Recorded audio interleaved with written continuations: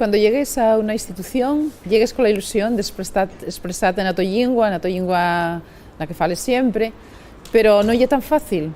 Non está, el personal técnico non está preparado, non está alfabetizado para despois traducir lo que tú fales en asturiano, por exemplo, a un acta, falo concretamente dun pleno, e entón resulta moi difícil, resulta casi que imposible el poder facer un asturiano. Eu dende Llueo fui concellala de Cultura e expreseme en asturiano sempre que pude, sempre en público, cando facía alguna intervención.